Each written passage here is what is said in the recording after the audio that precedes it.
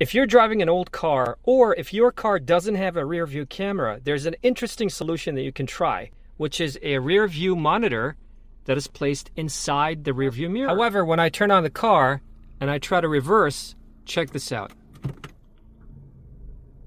This turns into a screen, and check this out. So now I'm reversing.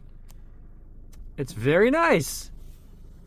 And it comes with all these lines. So the red means that you're very close, you're in the danger zone, and the green means you're fine, you're far away. Check how useful this is. So if I reverse right now, I know that this is the green line, that's the red line. This could really help you reverse much easier. Let's go ahead and reverse. You can see all the way there. And as soon as I change the gear back to drive, it disappears and you get the normal rear view mirror. How amazing is that?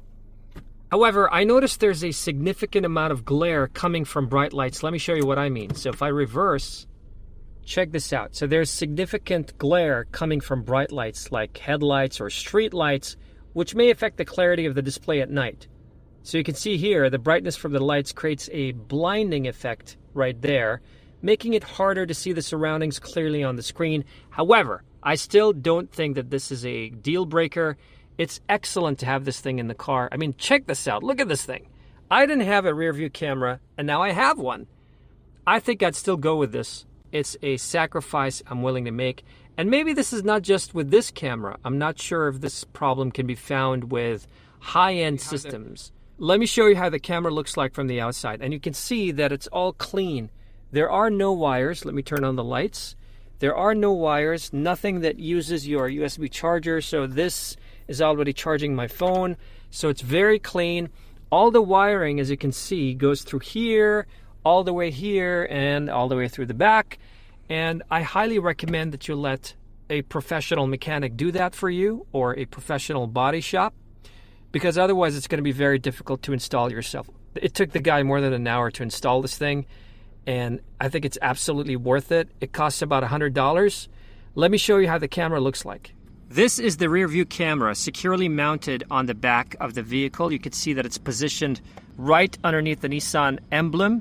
It's installed in a way that ensures a clear view for reversing while being discreetly tucked under the emblem for a sleek appearance. Now the camera is firmly fixed in place, and that provides a stable and reliable feed to the rear view monitor inside. What I also like about this monitor is that it does not replace the original mirror. You can see the original mirror is right here, and this, let's say, fake mirror is covering the original mirror, so they're both there.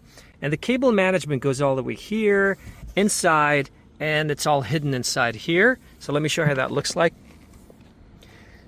The cabling goes all the way there, inside here, and if I open the trunk, you can see here the cabling is neatly done all the way there, and then it goes here. Check this out. Everything is hidden nice and clean, and then you have the camera right there. And that's about it, guys. If you don't have a rear view camera, I highly suggest you get one of these things. At least you have the option of having a rear view camera in your car. Non-obtrusive, very cheap at about $100, and I'll show you the brand that I bought.